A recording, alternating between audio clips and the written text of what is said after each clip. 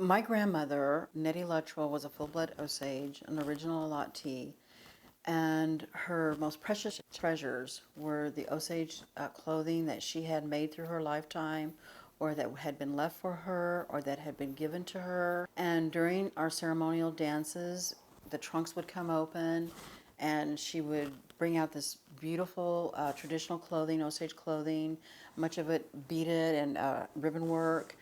And that was my first introduction to color, pattern, design, because we have great, bold design in our traditional ribbon work. The other thing that impressed me about them was that the fine craftsmanship that they held.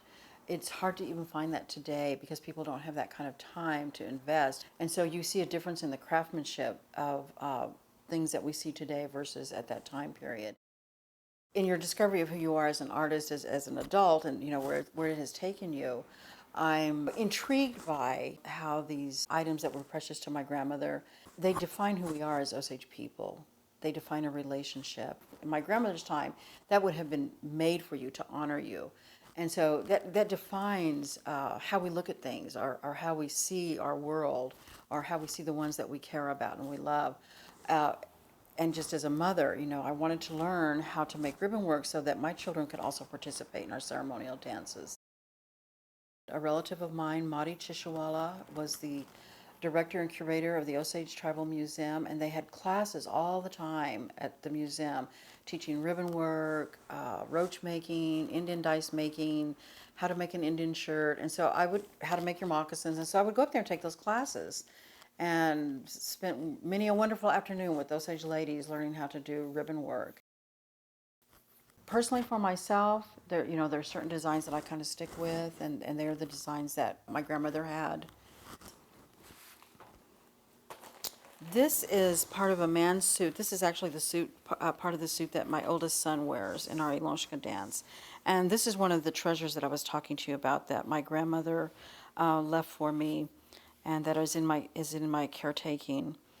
And you can see that it's just very finely crafted and looks like it was, it doesn't look like it's been there for years and years and years and years. And so this is a blanket that I made, a woman's wearing blanket. Um, and I pulled this one out. And it's kind of a basic design, but it gives you an idea of that there's two colors in the middle, two lighter colors, and then usually two darker colors on the outside. But this is so bright and vivid, and in terms of design and pattern. Actually, this piece was in my grandmother's trunk. It had not been made up into anything, so I used that to make this blanket. Okay.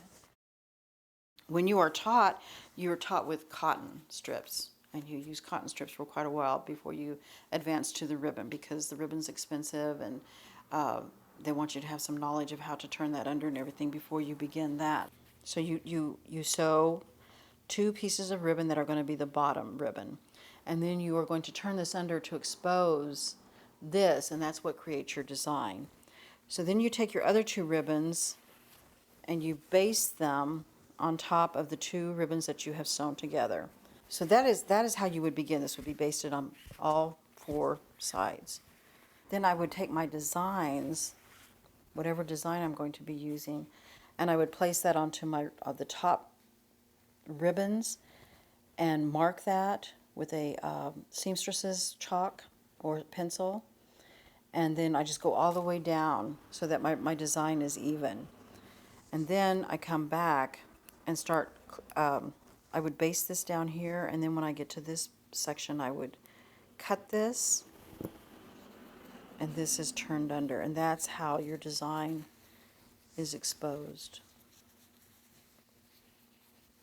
After you have the whole, this entire, like this whole strip that goes all the way across here, I baste all of them with that tiny stitch. And then I go back onto the sewing machine and sew it with that edge. So that's the basic process of creating ribbon work. Our Osage philosophy, our basic philosophy goes with our creation story of and how we saw the world was divided into things from the earth and things from the sky, and so we have always have this duality, and so a lot of the ribbon work mirrored those kinds of thoughts.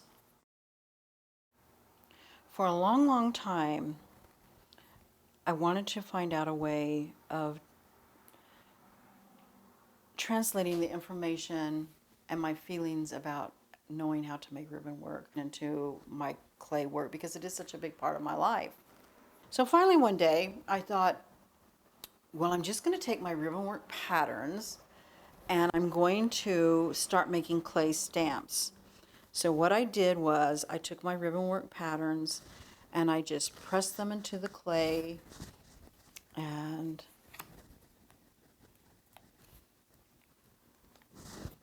for instance like that, and then I had these clay stamps that became a part of the language and the textures that I use. So I make stamps not just of ribbon work, but things of objects that are precious to me. And I take a piece from nature during a walk, and I bring it back with me to the studio, and I just make a stamp of it into the clay. And then I have these buckets of these stamps that I can use interchangeably in the work that I do. I like to think of it as a language that I have begun to build for myself. And I think of that also as the beautiful Osage language that I remember my grandmother and all of my aunties and the elder people, that was their first language. And I was fortunate enough to be able to spend time with them and hear that interchange with them. And so I think of it that this is the language that I understand and know and can make an expression out of. This is a woman, but she's thinking about ribbon work. She's thinking about this, this knowledge that she has been given. And so she has these little fragments of ribbon work they'll be all over her head. And then I think she's going to be sitting on a ribbon work pillow. That's what I'm thinking. So I'm not quite there yet. She's not finished. But I also have a real interest in how strong we are. We're pretty resilient, and it's sometimes very difficult to stand up, but we have that we have that within us, hopefully, to be able to stand up and face what it is, that we need to look at and need to deal with. And that's the kind of things that I saw in these very strong Osage women and aunties that I had, my grandmother and the women, the women I was telling you about that spoke Osage. They were very, very strong women.